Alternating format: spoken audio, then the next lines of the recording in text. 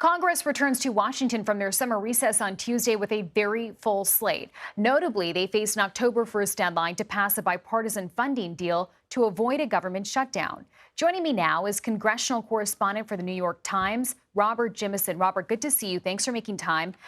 Now we're a month out from that shutdown deadline. So where do negotiations stand right now?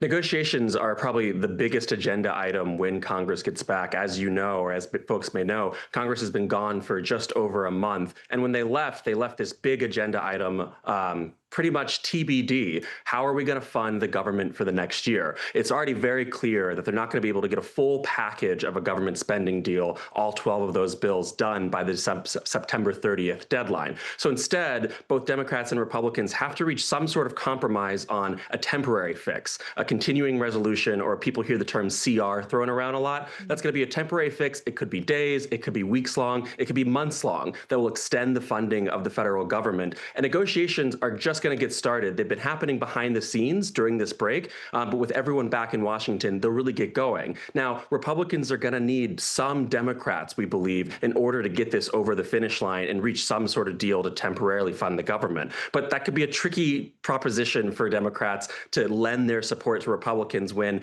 it comes to funding decisions, the administration and House Republicans and Senate Republicans have not shown willingness to work bipartisanly with Democrats on a number of issues. And the biggest thing that just happened is the White House, President Trump announced this procedural tool called a pocket rescission, where he's going to claw back nearly $5 billion of funding Congress already approved and say, we're going to cancel that. We're going to save the money and we're not going to do that. That has angered some Democrats who are now saying, why would we work with Republicans to find a temporary solution to keep the government funded if the administration is going to ignore that? So that's what we're coming into when we get into these negotiations, is just a lot of questions, a lot of uncertainty on how the two sides can come together to reach a funding patch before that deadline. Robert, I have to ask you about the Epstein files. Obviously, so much interest in this story. Congress actually left town early over this. So how soon could we see a vote over releasing the files? We could see a vote as soon as Wednesday, and so much interest mirrors so much action that we'll see on the Hill this week.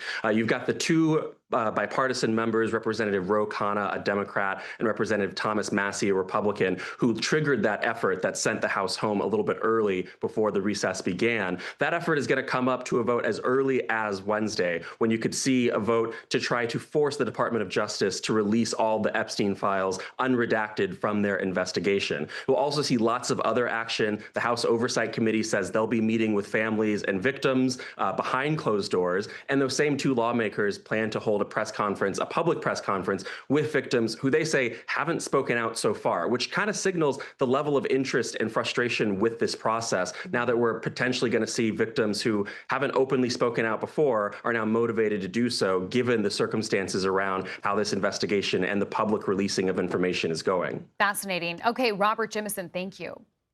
Thank you.